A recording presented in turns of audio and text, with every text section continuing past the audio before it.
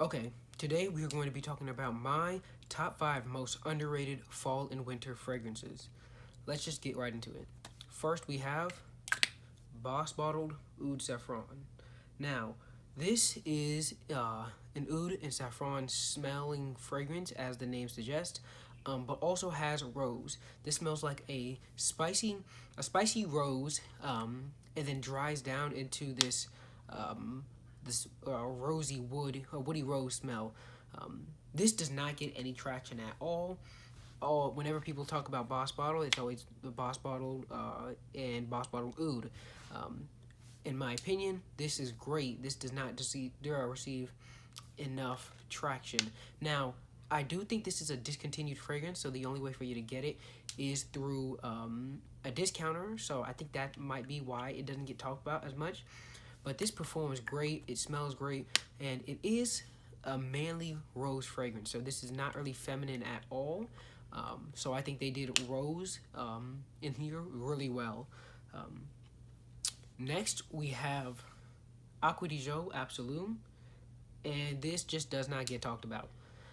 Every time you hear an Aqua Dijo fragrance, it is immediately Aqua Dijo, Aqua Dijo Profumo, and Aqua Dijo Profundo. Nobody talks about this, and this one's kind of a hidden gem if you have it.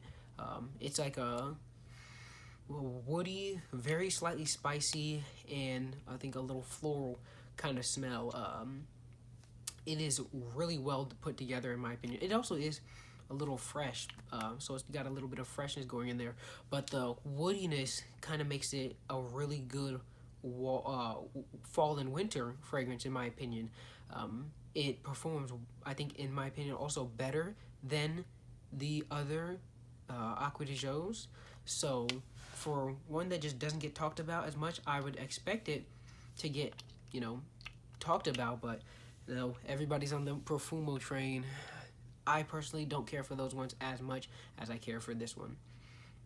Next, we have, let's go with this one.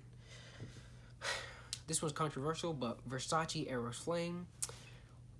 Everybody, when they smelled this, they said, wow, that was a useless flanker. They said Eros didn't need another flanker, and I agree with that. It didn't need this. However, I think this was done really great. Citrus and spicy notes. Now that is a hard one, I think, to kind of get nailed down.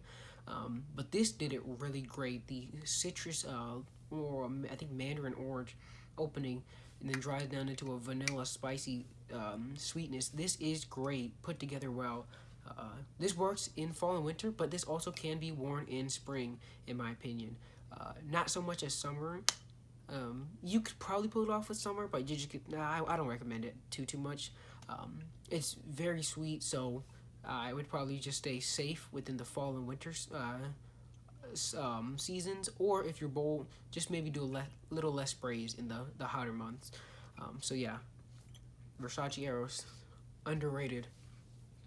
Now this next one's not really underrated, but it's definitely not talked about enough, and that is Parfums de Marley Pegasus. And this one, it is a very sweet almond fragrance. People always talk about Leighton and Harrod and Carlisle compared to this, and this smells really great. Now, there are people that talk about this and they give it the recognition that it deserves, but it does not get talked about enough, in my opinion. So that's why it's kind of in this video. I don't know if people would underrate it, but this, in my opinion, does not get enough love for what it's worth. It is very, very sweet, so I'd say, yeah, all fall, all winter. It's like, I would not recommend this one in spring or summer at all, unless you want to choke someone out. And then, last but not least, we have Spicebomb Infrared by Viktor&rolf.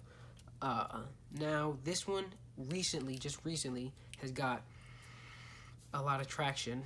People have been talking about it now. They were like, oh, it is better than we remember. Because when this first came out, everyone immediately said, no, Spicebomb Extreme is better than this. It outperforms this, and this smells like it's trying to be the original, but the original is just a bit better. And I disagreed. I smelled this and I was like, wow, that smells great. The red berries in this and the cinnamon and tobacco dry down is great in my opinion. I think comparing Spicebomb Extreme and comparing this, I think Spicebomb Extreme is just heavier than this one. They do smell different, but in terms of like performance and stuff, Spicebomb Extreme is heavier than this, and a little bit less sweet. So this one is less likely to choke someone out, and this one is also less likely to, I think, you know, offend your nose because it's not nearly as powerful as Spicebomb Extreme. However, I think this still smells great. It still performs great. It still projects great. And people now recently are starting to talk about it, but before they did not talk about it nearly as much. And to me, this has always been an underrated fragrance. So yeah, that completes my list. My 5 most underrated. We got, yep, as a recap, Saffron by Hugo Boss. We got Versace Erosflame.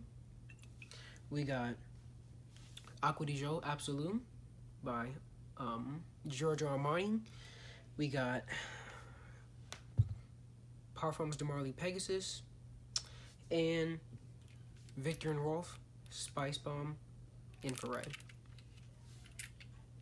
If you enjoyed this video, maybe click the video right here and check out some of my other content.